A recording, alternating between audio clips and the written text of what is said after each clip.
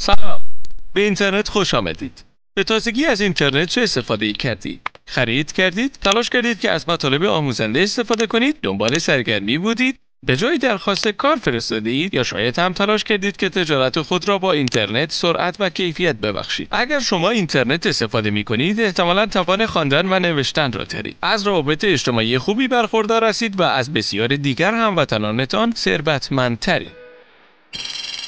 اینترنت، این تکنولوژی شگفت‌انگیز همه ما را با هم مرتبط ساخته و کار کردن با یکدیگر را نسبت به گذشته آسان‌تر نموده است. همچنین باعث به وجود آمدن خدمات جدیدی شده که ما چند سال پیش حتی فکرش را هم نمی‌کردیم. با این حال بسیاری افراد از این تکنولوژی که جزئی از زندگی ما شده محروم مانده‌اند.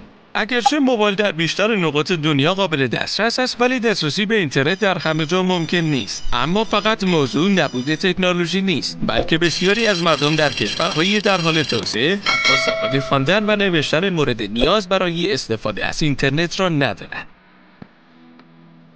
قوانین تجارت بر ضد متشبثین و یا به نفع شرکت‌های بزرگی ایجاد شده که شرکت‌های نوپا را قبل از شروع به کار حذف می‌کنند. و تا زمانی که ارگان‌های دولتی هماهنگی و انسجام کاری درستی با هم ندارند، رفتن به سمت آنلاین شدن برای استفاده از تمام سهولت‌های تکنولوژی سخت و دور از دسترس است. چطور می‌توان سهولت استفاده از اینترنت را برای همه مردم فراهم کرد؟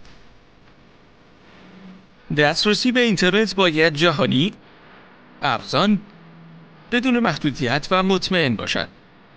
کیفیت آموزش نیاز به بهبود دارد تا اطفال، کارگران و افراد مسن مهارت‌های فنی و اجتماعی لازم برای پیوستن به اقتصاد دیجیتال را پیدا کنند.